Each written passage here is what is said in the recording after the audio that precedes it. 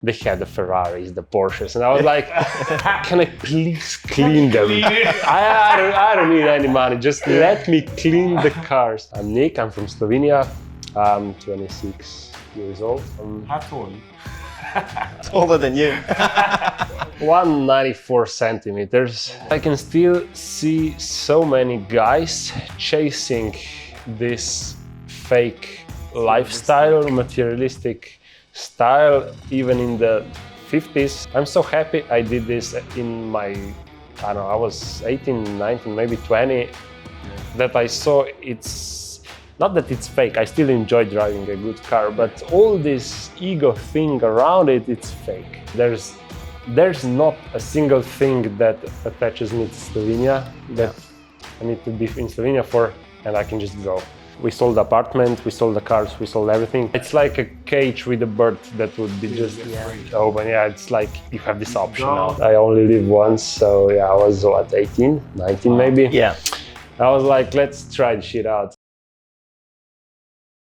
All right, welcome back to the Creating Freedom podcast. So this week we have Nick, a 26-year-old from a Slovenian village of just 400 people. Growing up, the path was pretty clear. School, work, and then retire. But Nick wanted more. Nick's story is all about his resourcefulness from cleaning cars for free to networking with millionaires. His first big leap, a solo trip to the US on a J1 visa for work and travel. Scary, but initially that sparked his sense of adventure, right? Back in Slovenia, Nick balanced a mechanic job while co-founding a startup focused on electric cars and e-scooters. But when he met Karin, Slovenia's top makeup artist, they set their sights even higher. So together, they launched an e-commerce business selling Karin's makeup line during the pandemic, managing inventory out of their basement, all while working their day jobs. Nick even, let's say, borrowed his company's van to move stock. Then realizing that they could manage their entire business remotely, they booked a one-way ticket to Thailand, right? Navigating different time zones and remote work across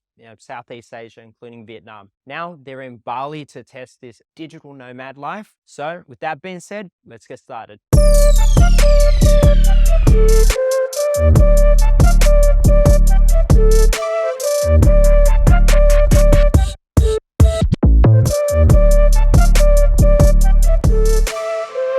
All right.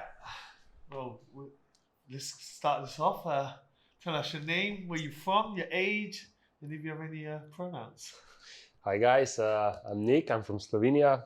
I'm 26 years old, 26 and a half. How tall are you? Taller than you. 194 centimeters. I don't know other units. Use centimeters as well. 6'3", Yeah. 6'2". Yeah. Do you have any pronouns? Yeah. No. Did they even do that in your country? Is that? No, my name is short, so. I know. So you don't know what pronouns is. It's pronouns, isn't it? It's pronouns, yeah. I think we can go past the pronouns. It's English, though. American, Western shit. This is okay. Making sure she knows. She knows that. Making sure I see her ass, yeah. So for you, like there's just someone walking by like that. Anyway, So tell us on your story. What was your beginning? You know? So my beginning. Can I go a little bit more back? Yeah, Like, go back. Yeah, go back. Okay. When you started off in your mom's belly, it's okay. So I never thought I'm gonna end up in Bali at some point. It all started in high school, actually. I was in mechanic, practical mechanic, mechatronics, robotics, IT, high school, like the mix of it. And I managed to sign up for work abroad in US. That was 6 years ago, I think, or 7 years ago. Was this a student exchange or some sort of that? Or? No, it was like, it's called J1 visa. So it's work and travel. You get 3 or 4 months of work plus 1 month of travel inside US, inside the States. So that's when I was obviously scared, like to go in US alone for 4 months total. But I was like, I guess I have to try. I mean, I only live once. So yeah, I was 18, 19 maybe. Yeah. I was like, let's try the shit out. And yeah, I flew there to Boston. That was my second time in America. I was scared as shit. I landed in the middle of the night, Boston. Like, it's not the safest place if you live in Europe before. So yeah, I went to this. It's a resort. So I was working like I was called outside crew. Yeah. In the resort, like for wealthy Americans. So yeah, I managed to came there, and I had the best summer of my life by far. After it, I was traveling the East Coast, the New York, Boston, a little bit more, and I went back. Then next year, I was like, let's just do it again. Yeah. Same place again. Then I went to Dominican Republic for the travel part, and that's when I realized that there's something more than just being in Slovenia, because in Slovenia the mentality, so guys, Slovenia, that's a super small country between Croatia and Italy. Yeah. Ex-Yugoslavia. So yeah, our mentality is super basic, like go to school, then find a job, do it for 60 years, then retire in some cabin in the woods in Slovenia. It's kind of near enough the same though, because we have the same thing in England, that go to school, get good grades, get a job, get married, have kids, work to your retirement. Yeah. The world's starting to change now. So. And whoever does this little bit of the line, it's weird or... So from where you from, do much people travel out of the country? No. What would you say that the percentage is kind of like? Out of your friends, I guess, like if you ask out of your 10, like if you... Right now I have 2 friends that actually moved. One is in Spain, one is in Germany. Yeah. But it's mostly the Balkans, so the Bosnians, the Serbians, maybe Croatians as well. They are moving north into the Europe. So they used to move to Slovenia because we were the promised land, but now it's not like this anymore. So they just moved to Austria, to Germany, Switzerland, and the Nordics then. Promised land, I have to look that up. I haven't heard of that before. So, but yeah, Slovenians, maybe I would say if Slovenians live, those who live by the Austrian border, they work in Austria because the salary is twice as good. Or some of them, move to Germany, but it's really small percentage that I know. Yeah, and so just moving, I guess, like moving forward, when you came back and you decided to get out again. What happened then? I came back, and then I got the job. I did some student job for some medicine device, mechanic stuff. It's hard to explain in English. Endoscopy. So. That's throat or nose? Endoscopy. So it's surgeries with the cameras and okay, so it's not cutting the skin, it's doing, let's say, 3 holes and then doing everything through with the scissors and cameras and stuff. So this endoscopy, this firm was the endoscopy distributor for Karl Storz, Germany. And I did some repairs and stuff for this kind of equipment. So from then on, I moved to IT startup. So I co-founded an IT startup. I worked there for 2 or 3 years, every day basically. And so did you say you founded or like you co-founded? You co-founded. I was late, but I was still considered as a co-founder. Yeah. And so what did you do? What were you doing in there? Because it was quite a jump from, I guess, working from, I don't even know how to say, with the stomach, into like an IT thing. It's a big jump, right? It's like a massive gap. It is. It's a long story. So the main founder of this startup was also renting out sports cars. So all my life I was crazy about the cars. So I managed to come there to clean the cars, just to clean the cars. I was like, they had the Ferraris, the Porsches, and I was like, can I please clean them? I don't need any money. Just let me clean the cars. And then I, oh yeah, of Yeah, course. that's enough. And That's then, why your Instagram's full of you and Ferraris. it used to be, it used to be, It used to be. used to be. I'm not like this anymore. So yeah, and then how to say, they saw potential in me, I guess. I built my reputation there, and this team founded the startup then. Yeah. So it was like a curve or something. Yeah. Yeah. So yeah, the startup was about mobility, like e-mobility, from electrical cars to e-scooters to e-bikes, like Yeah. sharing. So we were promoting this sharing a lot, but we realized that we are maybe 5 years ahead of the market. It's happening a lot in more developed markets.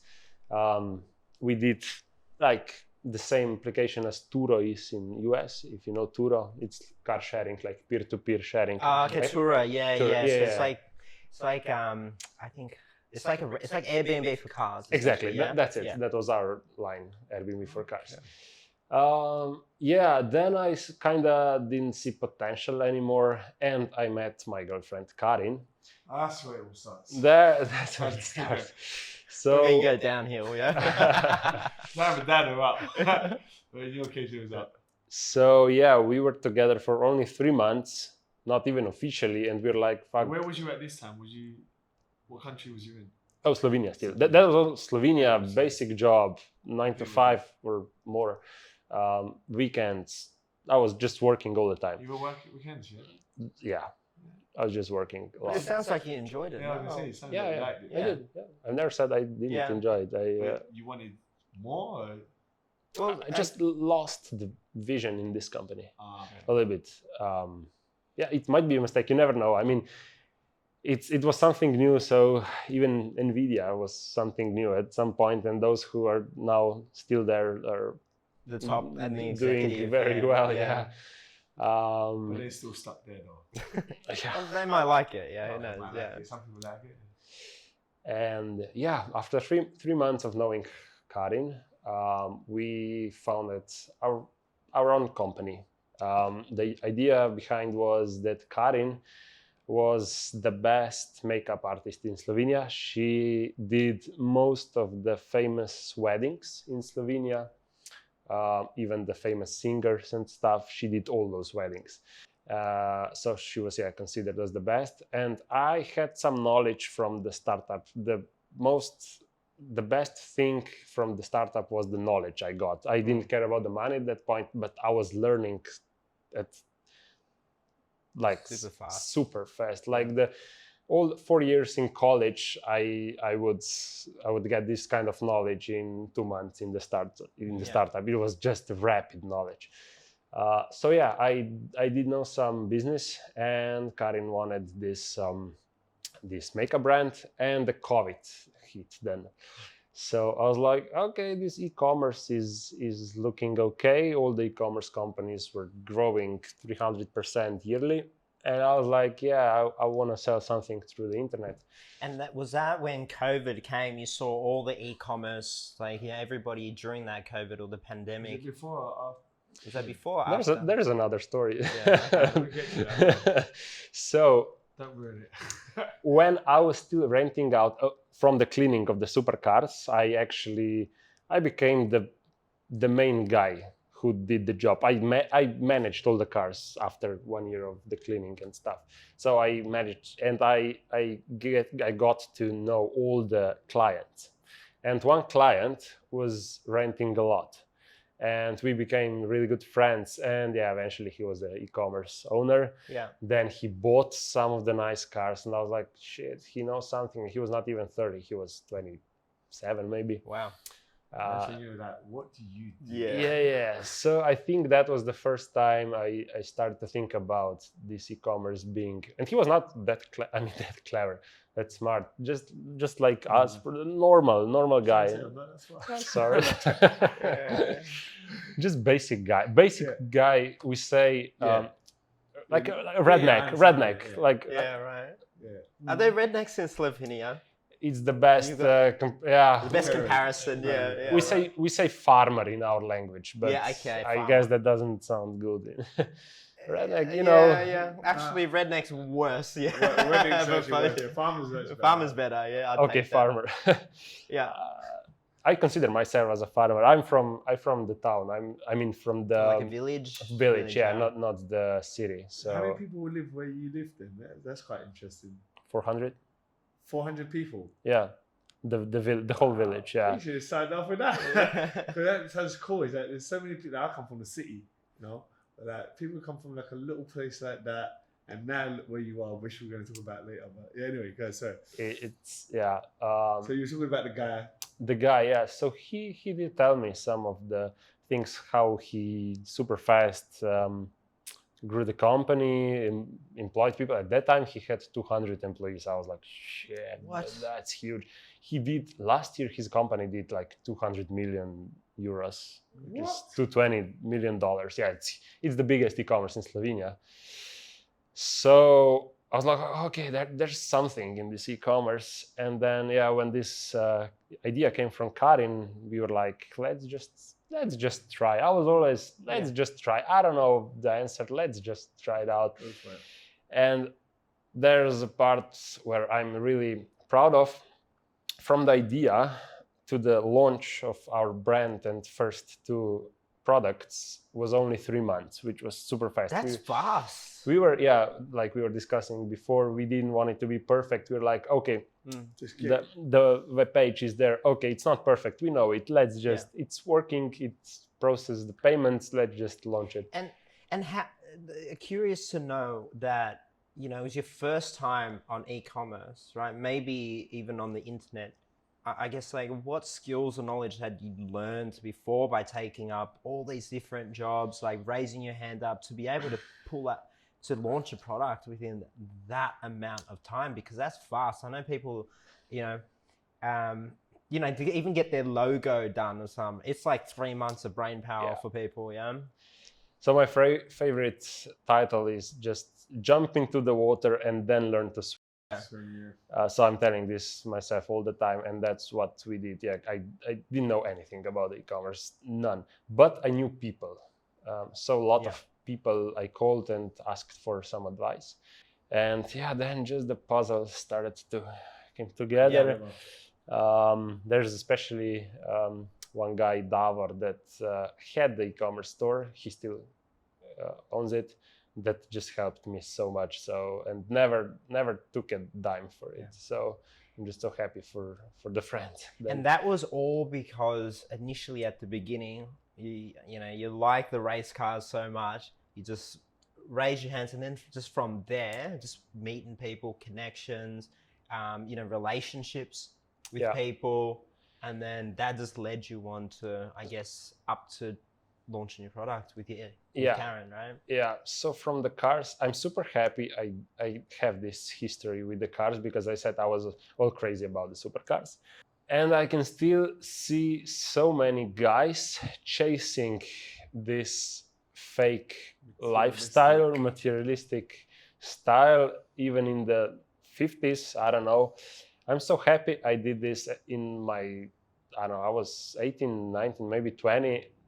That I saw it's not that it's fake. I still enjoy driving a good car, but all this ego thing around it, it's fake. Maybe they're just in it for the wrong reasons, possibly.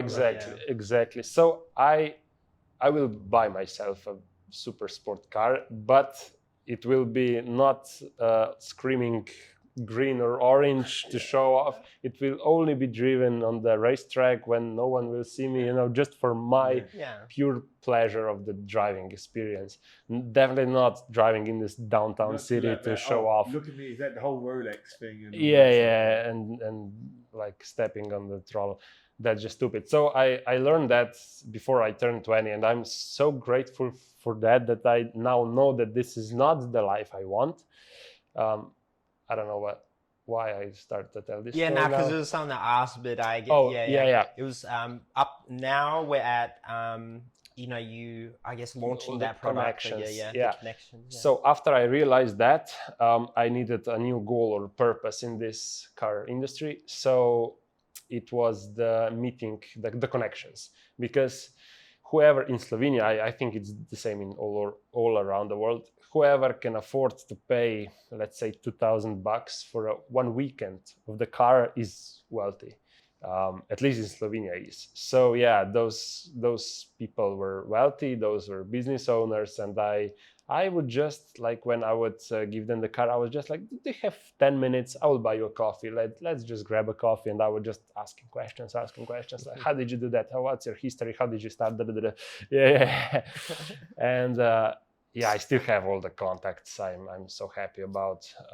I did a lot for them for free. They would like, oh, Nick, I know that I'm picking up my car today at 12, but can you stay 4 more hours at the office? I will pick it up at 4. And I was like, shit, yeah, sure, I will do it. I'll do it. Yeah. Exactly. Yeah.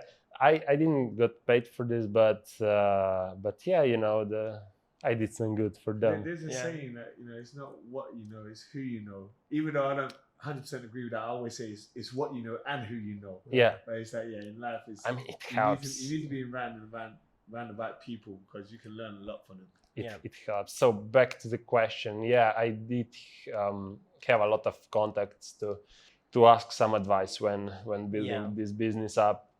Not even the business itself, maybe what accountant should I take? Like, I didn't have a clue. I would just call them mentors and ask, like, can you give me some directions? Cool. Now going like to your launch, you've launched like 2 products now. I guess pre-COVID, and then really, how did traveling be like? Maybe how did traveling? I guess like, okay, just make sure you edit that bit out. But all right, so you've done the launch, it's The going launch? well. Yeah. Like, did you come up to anything? Did anything happen where it was like, oh shit? Was it just getting better? It was still small back then, and I still had that job, at the startup. Okay. So we didn't quit both of the jobs. Karin had a beauty salon. She was just a one-man band. Yeah. But we didn't stop that. We just launched the new company while we were still working the real part, getting the money. I loved reading the business books and that self-development books. I can't remember who it was. They say that, I think it was Jim Rohn. Jim Rohn says that, you got your normal job that you earn your money from, and then when you get your business and everything, when you start earning double the man, then you quit your job. That kind of thing. It was something like that, yeah. Something like that? Well, my ex-boss still doesn't know it, but it was so... Clement, if you're watching, thank you for this. I did a lot of double dipping. That's how we said in US. Yeah. Double dipping, when you do the 2 jobs you shouldn't and get paid twice. So yeah, while I was working at the startup, the IT startup, I used to borrow the van, and I was like, I have to collect some e-scooters for the maintenance. I just went from the cosmetic stock at the company because I didn't have a van. I fill it up with the stock. Yeah, I drove it to my basement at my home because we didn't have any facilities, any storage. Very resourceful. Yeah. Then fastly back to the office. Oh shit! Yeah, there were no scooters, so I did the empty run. That's how it started. So it was half year, I think, I did this double dipping, and then our business grew so much that we're like, maybe at this point we can afford to quit the jobs and transfer. Although I didn't really quit the job like from 100% to 0, I still was like a consultant or stuff. I was like, I'm not gonna be a dick. I'm just gonna I'm gonna do this period of learning new people what I did at the job. So it was just like a handover to it was 3 months for sure that I was still teaching them and stuff. So yeah, I think I did it very nicely. I hope others saw it as well. Yeah, 3 months should be enough. Yeah. So down from there, you quitted your job, went into full time, and the main thing was that the focus was not there anymore. So I could have 100% focus at my company, and then we grew a lot. We are still growing, but not that fast anymore because the market. But yeah, we grew a lot. We started to employ people. At some point, I just couldn't do the coding myself. I never did the hard coding, but still the fine coding I did for the web page. Karin is still the product manager, so she still she does the product. Yeah, whatever we launch, it's her work. So yeah, but any other thing I did it, and yeah, I started to just add people for marketing, designers. So this was you're still in Slovenia. You know, you've sort of winded down, done a handover to your old company. You know, if they needed you, you'd come as like, you know, consulting. Yeah. Still before COVID, yeah? COVID started already. Oh, COVID yeah, started. yeah. Okay. And yeah, I guess, so I guess like, so you did that throughout COVID. Yeah. You know? And then when did you think about, like, you know, because you didn't go straight to Bali, right? So, I mean... So then COVID then stopped. And Karin always wanted to be this basic Slovenian, living in Slovenia. She very much appreciates the relationships with the family, her family and stuff. So she was like, I could never move. I like maybe a week vacation, then I have to go back. And I was always like my dreams to have to like retire in the southern France. I want to have a farm, do the mozzarella thing with the so yeah, I was like I started to not manipulate but to put seeds in their head. yeah to pitch my idea to Karin. Let's just try this out because we saw that we are doing all the things at the computer. So we were on the computer all the time. We did maybe one task a week to do physically. Yeah. But otherwise it's just computer. And yeah, I was like, oh, we could do it from elsewhere, you know. And did you, when you were thinking, because it sounds like it was only unique, that was like, you know, we could do it like, you know, somewhere else. Like, what was maybe the first destination that you thought of, I guess? So I didn't know Asia at all. I didn't know the countries here. If you would say to me, point to Laos, I would be like, what's Laos? Yeah. You know what? Yeah, I was saying, I won't jump in, but I was such the same. I traveled all over Southeast Asia. That's the thing, is that I want to go South Asia because I've done Europe, I've done America, I've done Caribbean islands, bit of Africa, but I've never been to Asia. So yeah. Yeah, it was the whole new story for me. And I don't know how, I think we were just like looking at the map and we were like, oh, there's Thailand. Sounds fun. And then, of course, we did watch a lot of tutorials to see it's very touristy, it's safe, it's okay to start the Asia. Did you go onto YouTube? Yeah. Yeah, I done the YouTube thing, like where to go, not to do. Yeah. The best part of that is that I was writing it all down. Bangkok scams.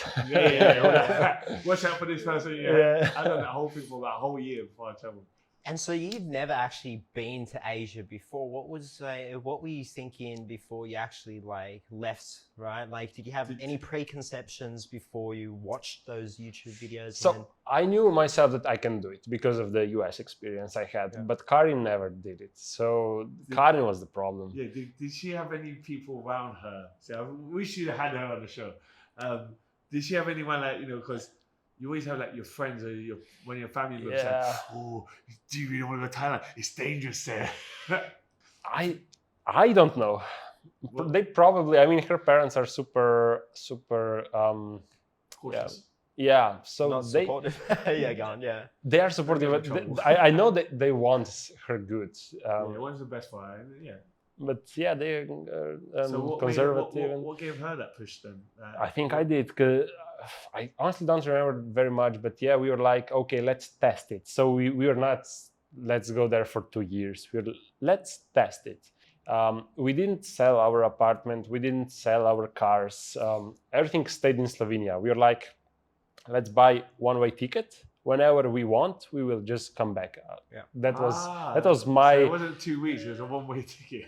It was a That's but my cool. promise was whenever we want, we'll come back. Yeah. My promise to her. So that might be her. I mean, the thing that Exactly. inspired her. Because it was still sort of opening. Like when I traveled as well, I did the exact same thing as you. Okay. 21, went to America, right, and then did more traveling. But the one thing I kept with me myself all the time was like, what's the worst that could happen? Because you're only one ticket away, $1,000, $2,000, Exactly, you're yeah. back at home, Yeah, right? Yeah, 10 hours you're home. Yeah. Yeah. So yeah, we landed in Bangkok. We decided we're gonna do 1 week off, no working, just to see the Bangkok 3-4 days. Culture shock, of course, first time in Asia. Then Chiang Mai for a week or so, and then we started to work. But then we moved to Did you see Pai? Pai. There's Chiang Mai. There's a place called Pai. Oh, what is it? No problem. Because I went from Bangkok to Chiang Mai, and then some group of us could start making friends on the way of backpacking. And it was like, let's go Pai. So we went to Pai. It's like it's half hippie, half Thai. But it was like really cool. That if you ever go to Thailand again, Pai. Like Okay. they call it, the nickname is the locals call it the Pai Trap, because a lot of people go there and they say, I'm gonna spend a weekend or 4 or 5 days. You end up staying there for long. And I was gonna go for like 1 week and ended up staying for long. And then I met a German guy and he became one of my best friends. And he was like, he's leaving soon, so he wants to go south. So the only reason I left, because I was going to go south with him, I was going to go back. But then when you're on a journey, you start going. But yeah, I always ask people about Pai to see it. But next time, very good place. Yeah, we loved So Thailand. from Chiang Mai, you went to... We did some hiking in Chiang Mai, just really... Waterfalls. Yeah, and it was nice. Yeah, so no, go on. So you were traveling with Karin, right? Now that you had your business, like you took how did it go? Like with your. We were business super like scared about the business. Obviously, we were like, we're not sure if that's gonna work. Like to manage people to. What was the time thing like? The time difference? 6 hours. 6 hours. Okay, 6 yeah. hours. And that's the best thing that will come to this. That's the best part of living in Asia for me. Being ahead of time. Ahead, best thing. Same thing. So yeah, we were obviously super scared if everything is gonna still work out. Oh, there was another thing. We used to do the packages ourselves. So we had Wednesdays and Sundays, I think.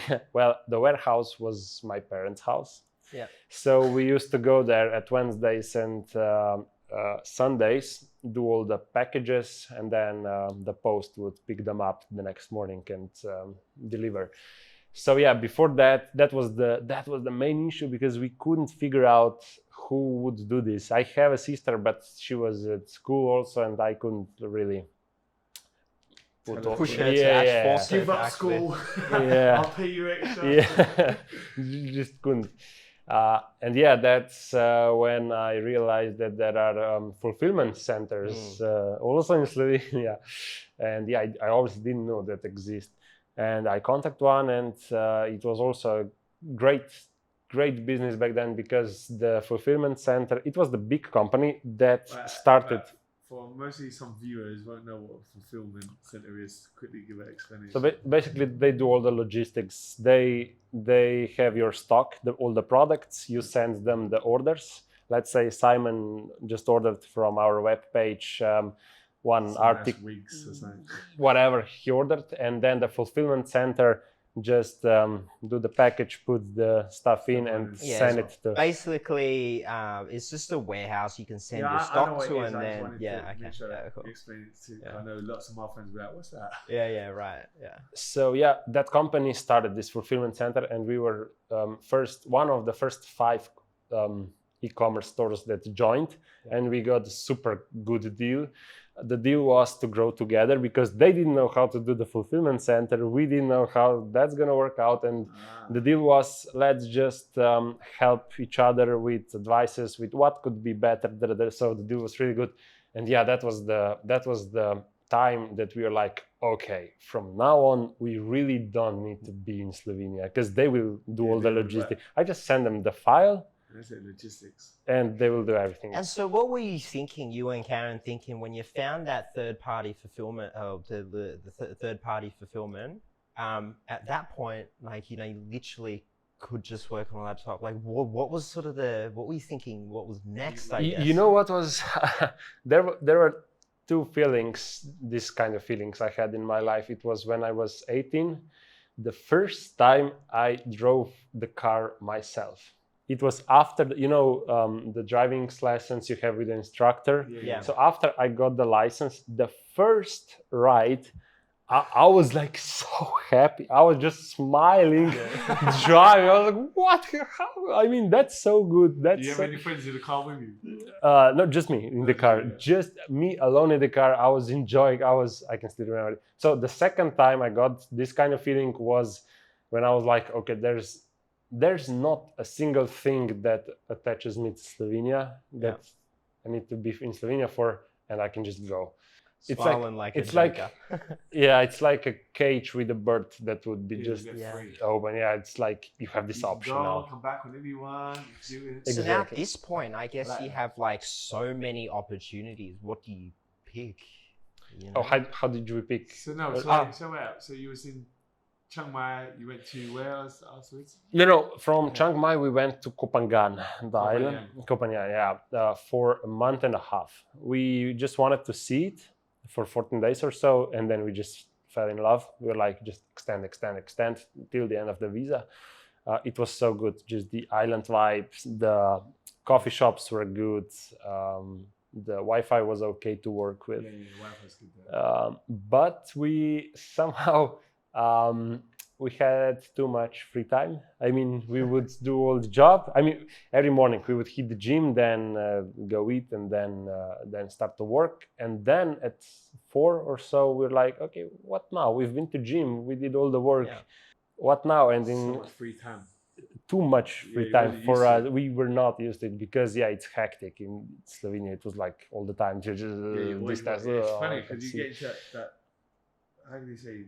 Not routine, but that's your part of your life. You just work, and it's like you ain't used to not working. Exactly. It's like, what do I do? And I'm not even kidding, that was a problem because we were not that happy. We were not that happy. We were like, why? I mean, we have everything we want. There's a beach, a sunset.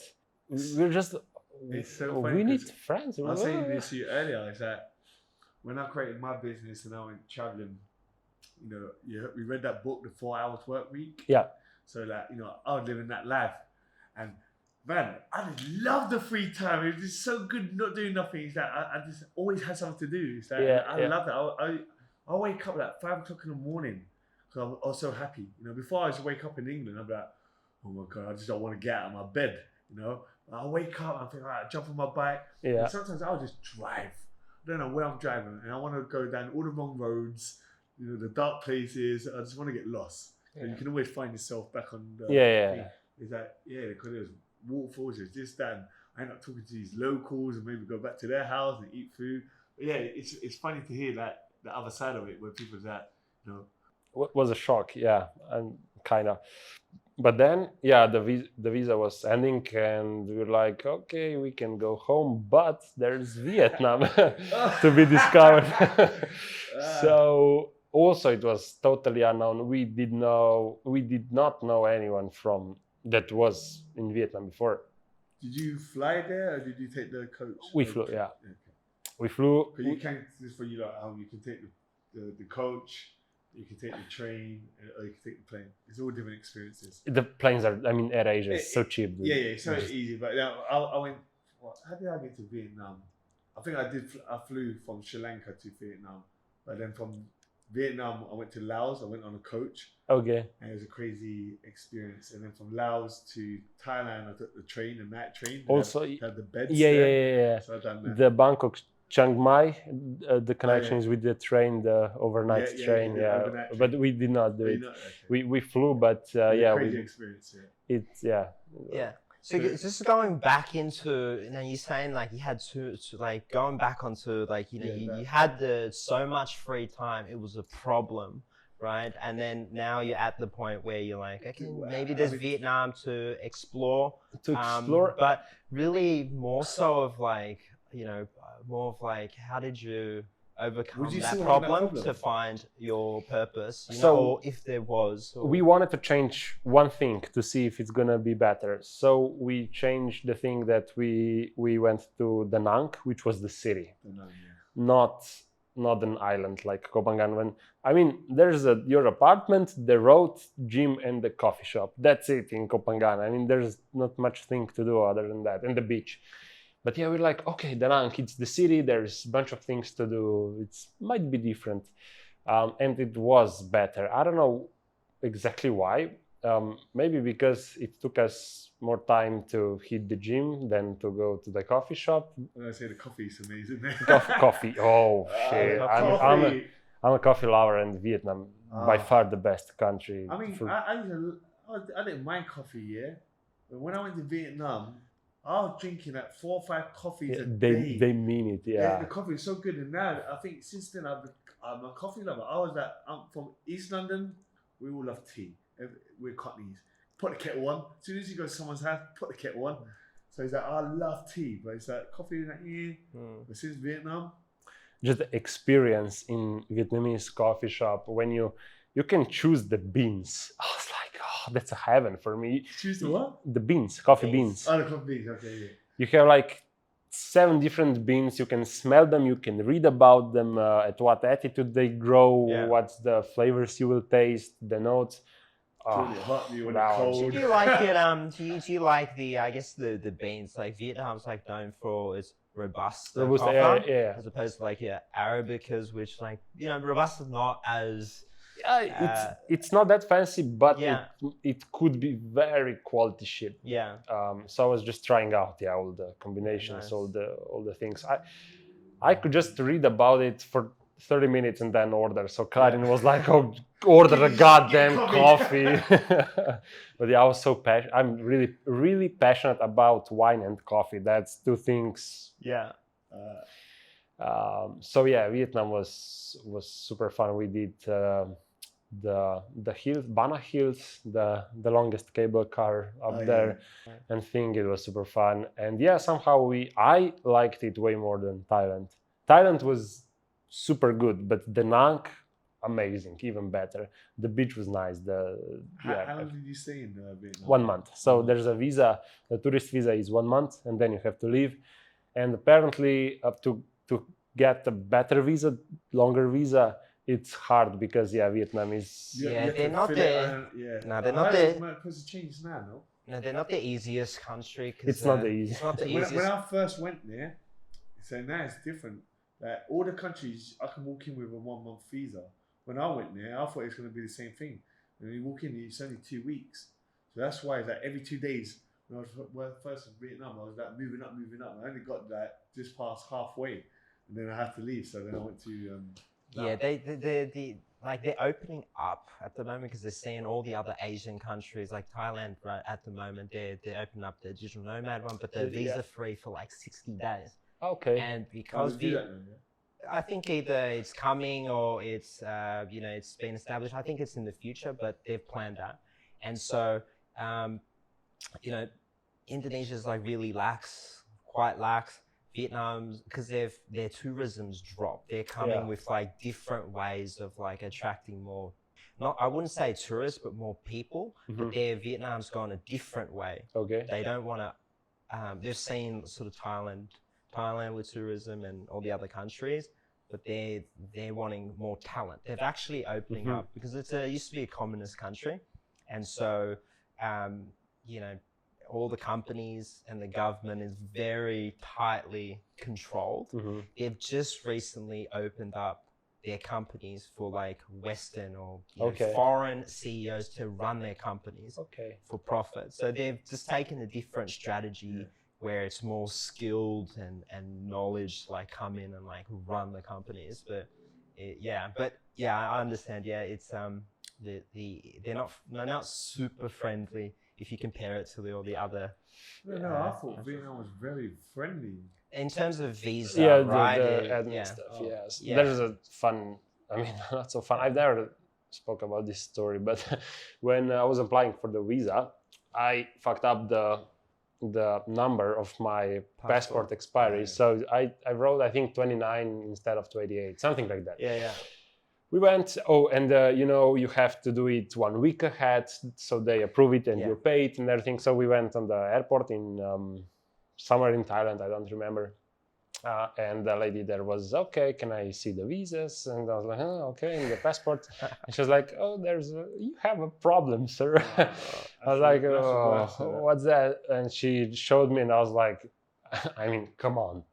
It's nothing. It's a fucking number. Come on. And she was like, no, in Vietnam, the officers are so strict. Yeah, they will deny the visa. Yeah. I was like, oh, shit. Okay. I had 2 hours till the flight, and a huge problem. This is why sometimes it's good to go a little bit early, even though I get to the airport an hour before my flight. Just in case there's stuff like this, get it early. I was like, shit. I started to look for Vietnam tourist agent, whatever, calling them. No one answered.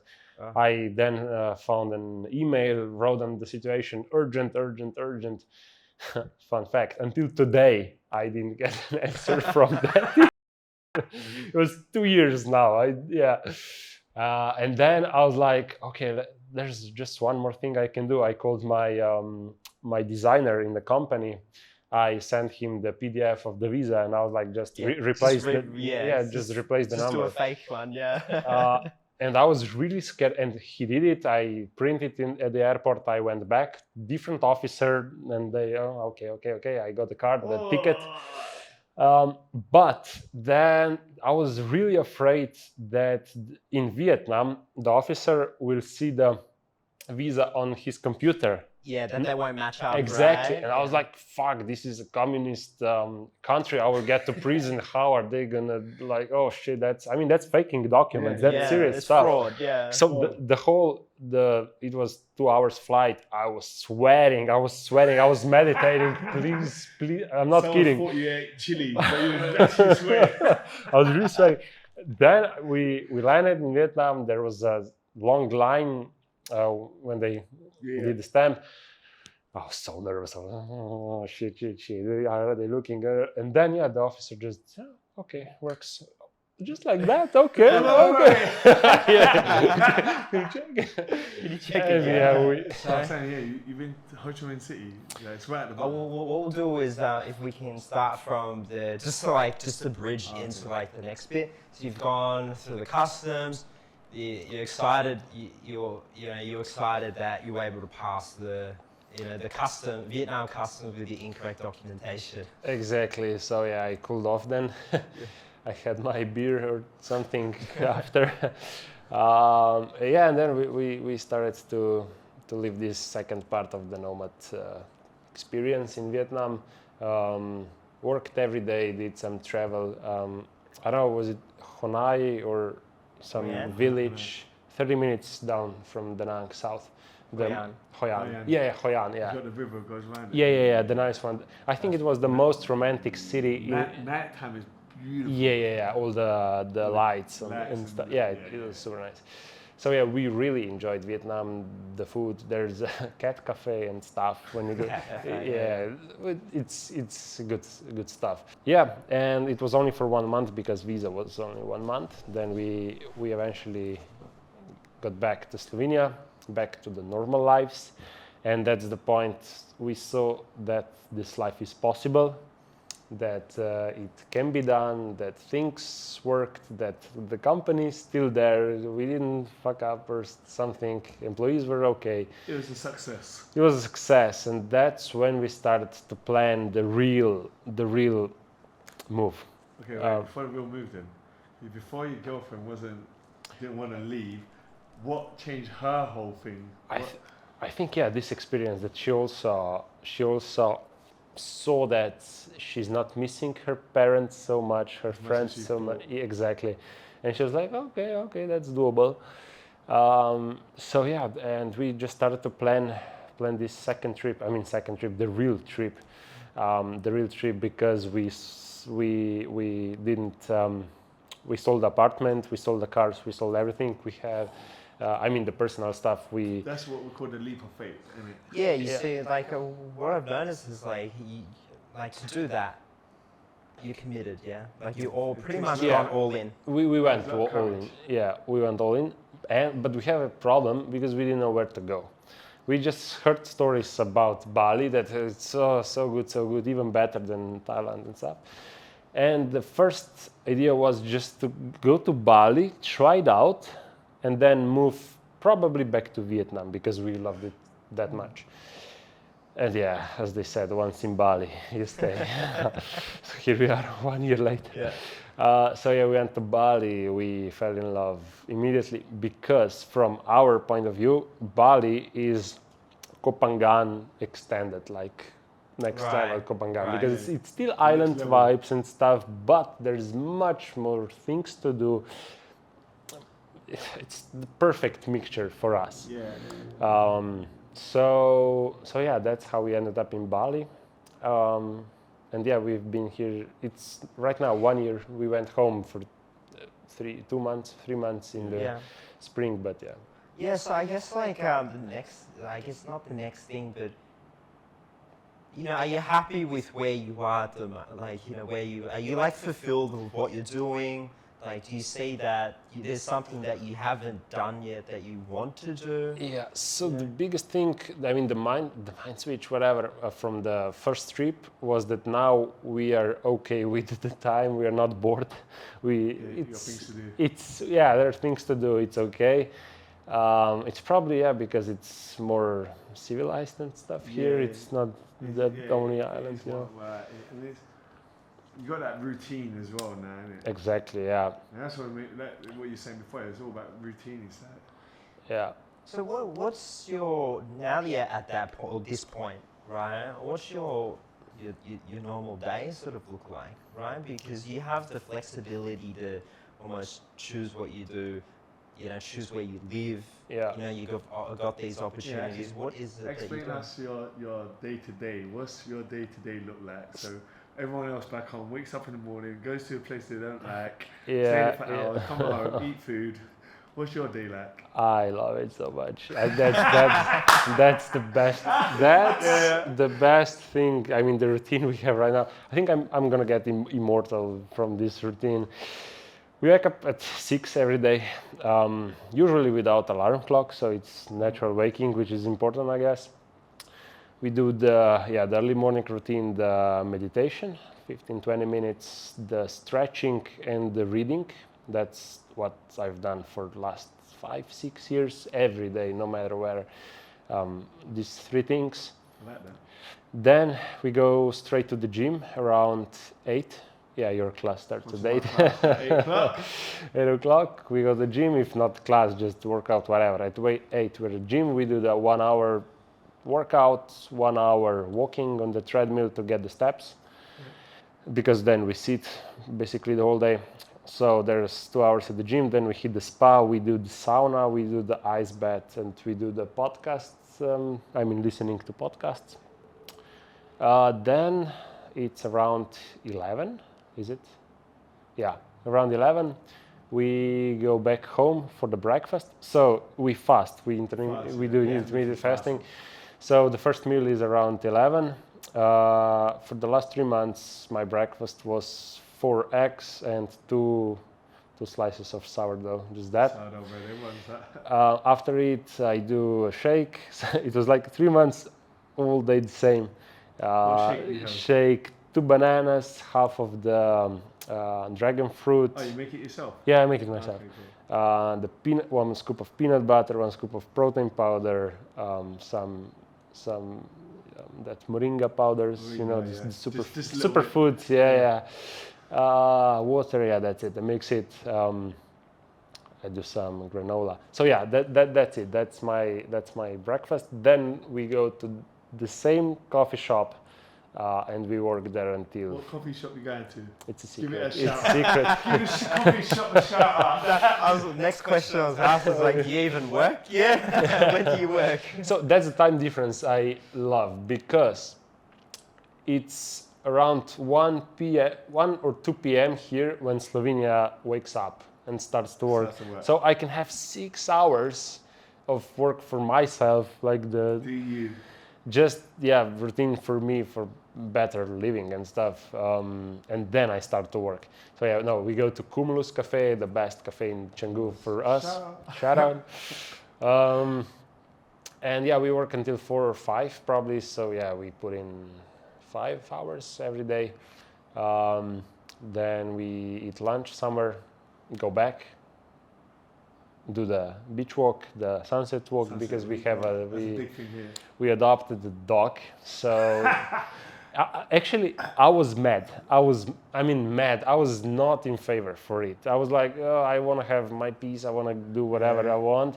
But the dog made me see every sunset each day, because I'm like tired. I don't want to go to see the sunset. But the dog needs a walk, and exactly. So because of the dog, I've seen all the sunsets. I'm really happy about it.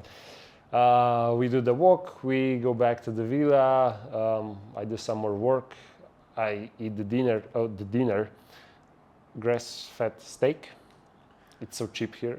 So cheap. So the food here in Bali, is the quality of food here and the price as well. And the price is like a reasonable price. But if you pay that price back in England, it must be double, and to get that quality of meat, it must be double, triple. Yeah. You get a good price here. 100%. So everyone gets the Australian Wagyu over here, Australian pretty much. New Zealand. So steak or so, and some sweet potato. They have purple sweet potato, which is super nice healthy. sweet one, They did in Okinawa or whatever, in Okinawa in Japan. Okinawa, it's the superfood. Yes, over there. That's why they live so long. They live so long. I was actually watching. I watched another video about that. Was it yesterday or today? Actually, About sweet potato in there. A lot of them live very long, and that's the main thing of the diet. Yeah. So I ate my dinner, and that's basically it. That's basically my last 1 year. All right. So 12 months. here's another thing, right? So your girlfriend, she's got a new little project going on. Is it with the dogs? Yeah. Tell us about that. We've got a lot of dog lovers, cat lovers, I'm sure. I'd love to hear this. So she's, I would say, much like you are in terms of charity and putting out good work and the good stuff. And you two are givers. Yeah. She's a giver in terms of dogs, and she always loved dogs. And it makes her sad seeing all the dogs on the street, which are not in very good shape healthy, and stuff. So she decided, because she's in Slovenia, she's quite an influencer. She has a big following base in Instagram. So she decided to do this thing, the Bali Pulse, whatever she named it, and raised as much money as she can, and then put it here into the best dog shelters. Organize the vet days when they sterilize the dogs and stuff. So she collected 10,000 euros. So that's nice. Quite a lot of money for the dogs. Well. Yeah. So the girl, some Ebony that does the dog things here, said that this was the single largest investment into the Bali dogs ever. Yeah, 10,000 euros. Well done to you. Well done to you, Mrs. So I think she visited 5 or 6 dog shelters, the biggest and the true ones, because there are many fake ones. So she did a lot of investigation about which one is really doing good for the dogs and stuff. She did 5, 6, 7, I don't know how many vet days. At some point, that's crazy. She rented out a truck. She bought 1 ton of dog food and drove. It was so funny. She sent me the photo. It was the truck, so driver, 2 guys, and her driving all the dog food to the shelter in some woods, sketchy place. And she's really into it with her heart. Yeah. So yeah, she's doing really good work. Right, so here's another question, right? Personal one, right? Me being me, there's this cat. Some of you might have saw it. I was doing some stories. So there's a cat had little kittens, and then I was trying to feed the mum, and I got attached. Well, I made friends with the cat mum. Kittens was a little bit worried. Anyway, time went on. The cats got older, gone disappearing. Mum's turned up on my doorstep not long ago. She's fucking fat again, pregnant. Oh, shit. And it's like, I've been feeding her like tuna, because I know she ain't getting fed properly, so I'm like, alright, let me give you tuna, because you got the babies in there. But now it's like, even today I went back to mine, she's sleeping outside my door. The guy who like looks after our place and that, he used to like, you know, she's always here waiting for you. As soon as I come, like, Yeah. Like with Fritz as well, my dog as well. Now there's a, you know, I feed every night. I go feed the three dogs down the alley, right? Like one stays with me. And I actually lived one of my dreams in Bali, yeah? And that was to ride a scooter with the dog, yeah? Oh, The dog yeah, jumps yeah, on yeah, now, yeah. yeah? Every time Yeah, I yeah, go. yeah. It's the best, yeah? They love it. They love it. They love it. So Yeah. yeah, so I know she sterilises dogs. Is it possible to get this cat sterilised? Yeah, of course. Okay. Just do it. Now, But it's too late, yeah? It's probably got the but kittens. yeah, well, I don't want it to have any more. My biggest worry now is that she does come in my room a little bit. I let her sleep at night. I'm getting a bit soft. Yeah. But now I'm like, okay, she's gonna have babies. I'm definitely gonna end up having to take care of the babies, but I want her afterwards to get fucking done. I don't want any more kids after that. I mean, from my point of view, that's the root of the problem. Not to give food to dog shelters. All the dogs should be sterilized. Yeah, Then the problem sterilized, yeah. stops, because otherwise, just Just because there's too many dogs, too many cats. Yeah. People can't look after them. There's not enough food for them. Then you see that a lot of them are all like, you know, mashed up. There's Yeah. too many to look after as well. You know, so yeah, that's amazing. All right, because of memory and technical details, we're coming down to using David's iPhone. But this is our first podcast. This is how we're going on. This has been one of the best chats we've had so far. Really enjoying it. So yeah, we're gonna finish off with the charity stuff. We finish off with the cat thing and that dog thing, shall I say? Right. So on your journey, yeah, what was your worst time on your journey? first time. Like, for people watching, is that for me, I was locked up in prison in Thailand. That could have been my worst time. I don't think it was. But that's another story for another day. Then I don't have a worst thing. But yeah, what was like maybe with your business, something that, but then you solved the problem. So for the first part, the Thailand part, I would say the boredness. Actually, we were bored too many times. It was weird. And this time in Bali, the Bali belly is pretty bad, but that's the worst thing. Yeah. I mean, the few days you fucked. Yeah, Otherwise, yeah, in the business, there are some times that I would rather be in the office. Right now is one of those times.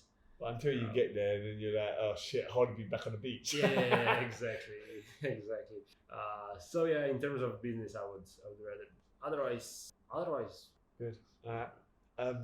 But people watching, yeah, because the reason why we do this is try to be like influencers in a way of trying to show people that it's possible, that it's doable. A lot of people have this fear. And when I talk to people, they say, "Oh man, I wish I could do what you're doing."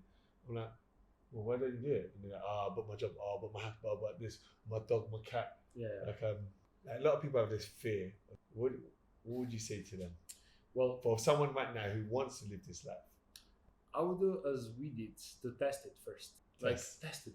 Just go for a month. See if that's doable, if that works out. Most of the jobs probably you amount like Month off, yeah. month off, or a test if you can do remotely. But yeah, for all the freelancers, you should Endless. just go. Yeah. Yes. I mean, but yeah, test first if that's, because I guess this lifestyle is not for everyone, so I don't want to promote it too much and yeah, everyone's gonna enjoy it. I think you have to see it if this is okay. It's, I say madness when you drive the scooter in the traffic. It's it's chaos, but I love it. Not sure if everyone loves it. There's a balance in it. So yeah, I would say test it and probably most do the big step. Okay, shout outs. For what people tell people about your business. So that, you know, just give a shout out for your business. The business, Elinor Cosmetics. That's our brand. We now have 4 business units in cosmetics. We have beauty salon, we have beauty academy, but that's only in Slovenia. So if you're in Slovenia and Ljubljana, there's I can help with. Then we are distributors for very niche professional materials, which is not for everyone. And then this is Elinor Cosmetics. Find on Instagram. We'll put it below. Which is our makeup brand, developed by Karin, made partly in Slovenia, partly in other countries. Yeah, that's it. Is there anything else you want to say?